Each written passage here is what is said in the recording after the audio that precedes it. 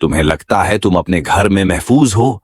ये सवाल अक्सर हम अपने दिल में दबाते रहते हैं, क्योंकि सच सुनने से ज्यादा हमें झूठ का तसल्ली बख्श साया पसंद होता है। लेकिन क्या हो अगर तुम्हें अचानक एहसास हो कि तुम जिन दरवाजों को बंद समझकर सुकून से सूते रहे, वो किसी और के लिए खल्ले थे, कि कोई किसी कोने, किसी क्लोजेट या दीवार के पीछे तुम्हें खामोशी से देख रहा था। ये कहानी किसी फिल्म की नहीं, बल्कि इन लम्हों की है, जब किसी की मौजूदगी तुम्हें तब महसूस होती है जब बहुत देर हो चुकी होती है।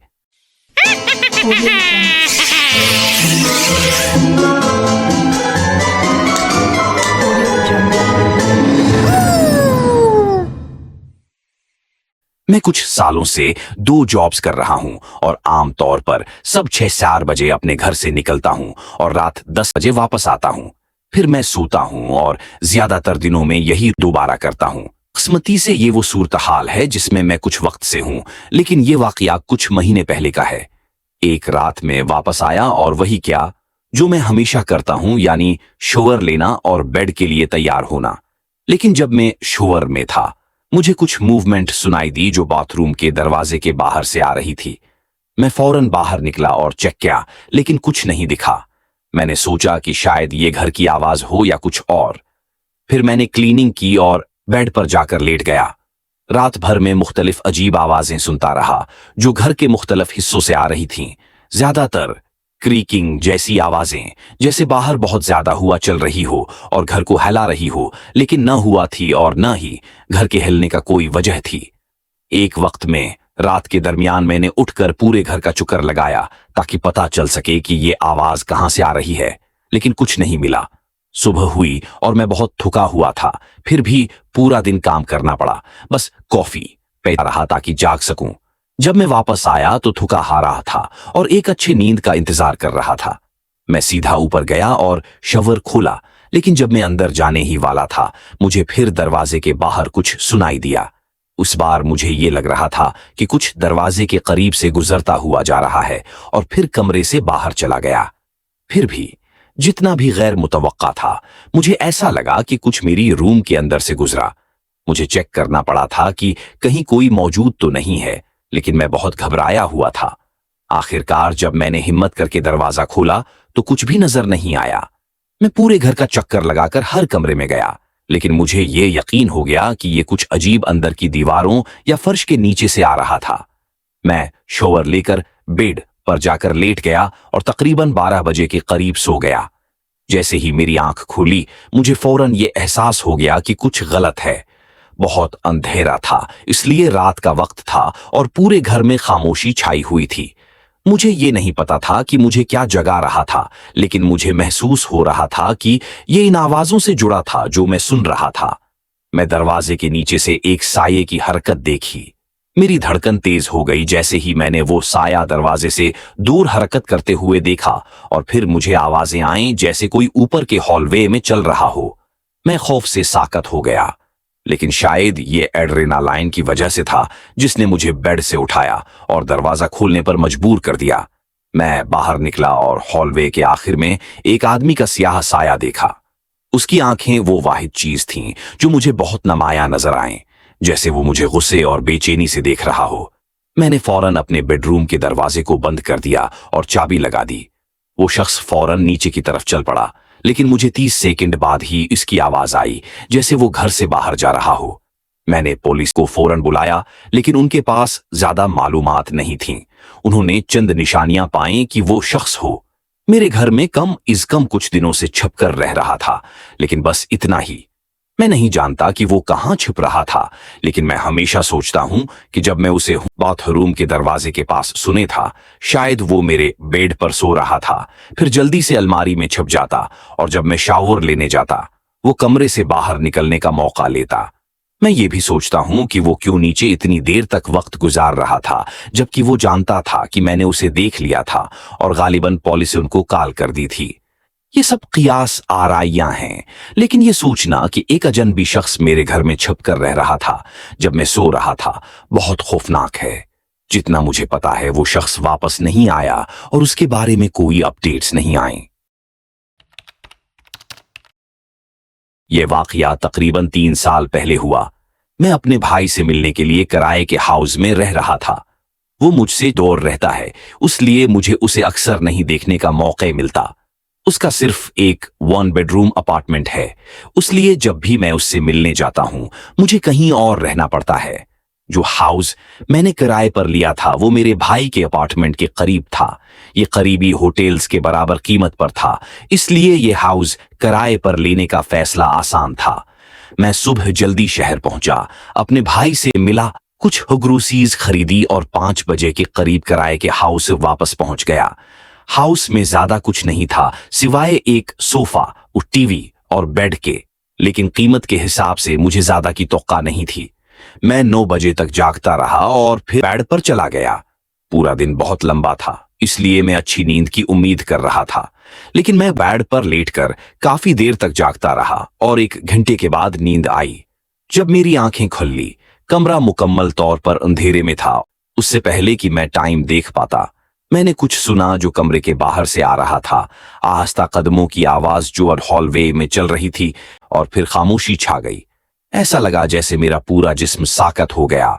बेड पर पड़ा रहकर मैं अंधेरे कमरे में घूर रहा था कि खामोशी के बाद मैं उठकर हॉलवे में गया। मैंने सामने का डोर देखा, जो मैं जानता था कि वही डोर था जिसे मैंने बंद होते सुना था। मुझे ये नहीं मालूम था कि वो अभी भी घर में हैं या वो जा चुके हैं। मैं आहिस्ता आहिस्ता दूसरे कमरे चेक करता गया, लेकिन मैंने किसी को नहीं देखा। उनकी मौजूदगी का वाहिद निशान ये था कि सामने का डोर खुला था। मैंने तमाम लॉक्स चेक किए और फिर कॉल की। वो जल्दी आए, लेकिन ज्यादा कुछ नहीं किया। उन्होंने सिर्फ मुझे बताया कि तमाम डोर्स बंद रखूं और मालिक से राब्ता करूं। उनकी बेफायदा मशूरों के अलावा उन्होंने कुछ नहीं किया। मैं इस रात जागता रहा, नींद नहीं आई और मालिक को फोन करके उनको बता दिया कि क्या हुआ। अगले दिन मैं अपने भाई से मिलने के लिए बाहर गया। मालिक ने मुझे बताया कि उसने डोर पिन कोड बदल दिया है, जिससे मुझे थोड़ी सुकून मिला। मैं रात देर तक बाहर रहा, अपने भाई के साथ खाना खाया और किराए के घर वापस 8 या 9 बजे के दरमियान पहुंचा। मैं सोफा पर बैठा था, नींद आ रही थी, लेकिन साथ ही मैं इस बात से भी डरा हुआ था कि कोई फिर आ जाएगा। हर बार जब मेरी आंखें बंद होने को होती थीं, मेरा दिमाग खौफ से भर जाता था कि वो शख्स वापस आ सकता है। मैं जानता था कि मुझे आज रात सोना है, क्योंकि पिछली रात नींद नहीं आई थी। इसलिए मैंने फैसला किया कि दोबारा घर का चक्कर लगाकर कमरे चेक करूं, ताकि मेरा दिमाग सुकून हो जाए। मैंने लिविंग रूम और किचन का चक्कर लगाया, फिर हॉलवे में जाकर बेडरूम चेक किया। मैंने कमरा की क्लोजेट खोली और बाथरूम चेक किया। जैसे ही मैं कमरे से बाहर जाने वाला था, मैंने कदमों की आवाज सुनी जो हॉलवे में दौड़ते हुए मेरी तरफ आ रही थी। मैं जल्दी से मुड़ा और बस एक लम्हे के लिए एक बड़े आदमी को देखा जो बेडरूम डोर जोर से बंद करता था। फिर मैंने उसकी कदमों की आवाज सुनी जब वो लिविंग रूम की तरफ जा रहा था। मैं चुप खड़ा रहा और बस सुनने लगा। वो पूरे लिविंग रूम और किचन में घूम रहा था, शायद 2 मिनट तक। फिर मैंने डोर के खुलने की आवाज सुनी और फिर वो बाहर चला गया। मैंने पुलिस को दोबारा कॉल किया और इस बार घर का ओनर भी आ गया। लिविंग रूम और किचन का मंजर खराब था। फर्नीचर हर तरफ बिखरा हुआ था, चीजें फर्श पर फैल गई थीं। करीब से देखने के बाद मालिक ने कहा कि कुछ भी गायब नहीं था, लेकिन ऐसा लगता था कि वो आदमी कुछ खास तलाश कर रहा था, और बस इतना ही। मैंने रेंट के घर को छोड़ दिया और होटल में जाकर रहने लगा। कुछ दिनों बाद मुझे इस बारे में कोई मजीद अपडेट नहीं मिली। मुझे नहीं लगता कि इस आदमी को कभी पकड़ा गया, लेकिन इस वाकये ने मुझे बहुत सी सवालात छोड़ दिए हैं। सबसे ज्यादा जो बात मुझे परेशान करती है वो ये है कि मैंने इस रात पूरे घर का चक्कर लगाया था, फिर वो कहाँ छिप रहा था? वो कितने दिनों तक मेरे साथ घर में था? क्या वो मुझे देख रहा था? और अगर मैं सो गया होता तो क्या होता? मैं ज्यादातर शहर से बाहर नहीं जाता, तो ये इन चंद बारों में से एक था जब मुझे किसी या खानदान के घर के अलावा कहीं रहना पड़ा। जिस इलाके में मुझे रहना था वो एक छोटा सा गांव था और ज्यादातर होटल अच्छे नहीं लग रहे थे, मगर हैरानी की बात यह थी कि गेस्ट हाउस पर एक घर दस्तयाब था। ये मेरा पहला तजुर्बा था, मगर घर अच्छा लग रहा था, होटल से कहीं बेहतर था। अगले हफ्ते मैंने सफर शुरू किया। जब मैं शहर पहुंचा, जो मेरे शहर से तकरीबन 14 घंटे दूर था, तो रात का वक्त था। शहर तकरीबन खाली लग रहा था, जैसे कि मैं जिस जगह रहता हूं उससे बिल्कुल मुख्तलिफ। तमाम घरों की लाइट्स बंद थीं और तमाम दुकानें बंद थीं। कोई लोग या गाड़ियां नहीं थीं। जाहिर है कि रात का वक्त था, तो मैंने नहीं सोचा था कि ये छोटा शहर उस वक्त मसरूफ होगा, मगर फिर भी ये अजीब लगा क्योंकि मैंने उसे दिन के वक्त नहीं देखा था। मैंने सिर्फ उसके बारे में यही तासर लिया था। जो सड़क मुझे गेस्ट हाउस तक लेकर गई वो भी अंधेरी थी, एक घूमती हुई पहाड़ी मोहल्ले से गुजर रही थी। आखिरकार मैं घर पहुंचा। वो उन चंद घरों में से एक था जिसकी पोर्च और बाहर की लाइट्स रोशन थीं और एक ऊपर वाली विंडो से रोशनी आ रही थी। मैंने सोचा कि पहले गेस्ट ने बस उसे गलती से छोड़ दिया था, तो मैंने ज्यादा नहीं सोचा और अपना सामान लेकर सामने के दरवाजे पर पहुंचा। मेरे ईमेल से चाबी का कोड मिला और मैंने दरवाजा खोला, अंदर आया और दरवाजा बंद करके लॉक कर लिया। मैंने अपना सामान कमरे के कोने में रखा और फिर ऊपर जाकर उस लाइट को बंद करने के लिए गया जो छोड़ी गई थी। वो एक एक्स्ट्रा बेडरूम था जिसमें बस एक बेड और एक छोटी ड्रेसर थी।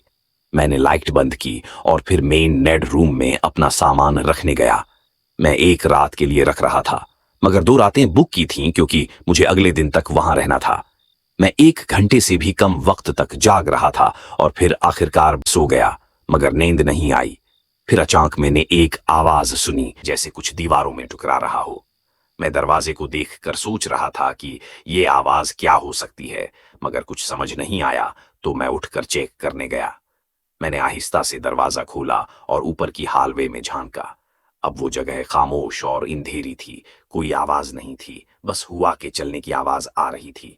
मैं पीछे हटकर आहिस्ता से दरवाजा बंद कर रहा था, मगर एक अजीब सी आवाज ने मुझे रोका और मैं फिर से इस आवाज के बारे में सोचने लगा। जब मैं वहां खड़ा था तो अचानक किसी कमरे से नर्म नर्म आवाजें आना शुरू हुई, जैसे कोई चीज चल रही हो।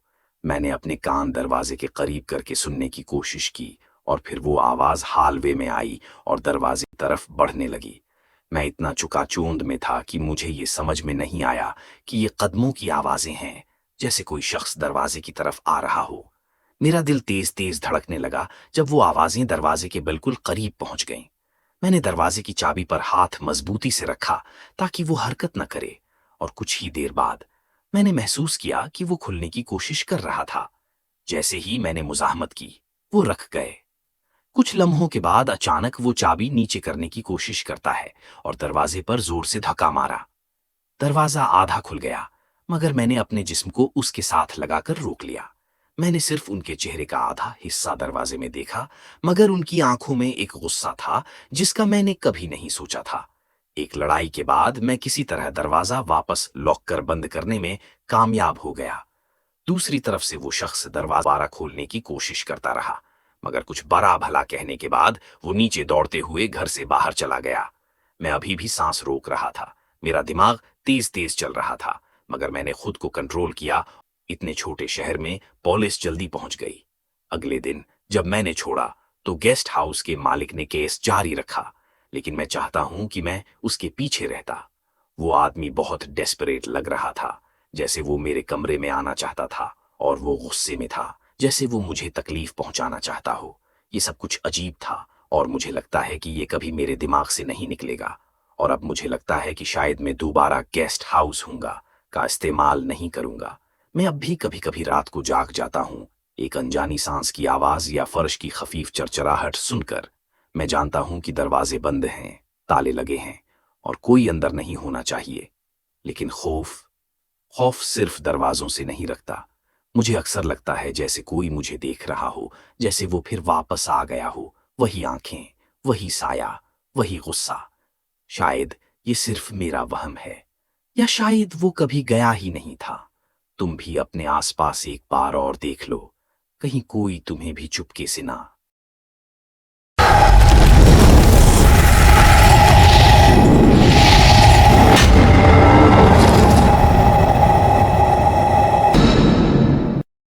थैंक्स फॉर वॉचिंग, और मैं अब आपको नेक्स्ट वीडियो में मिलूंगा। टिल देन, अल्लाह हाफिज।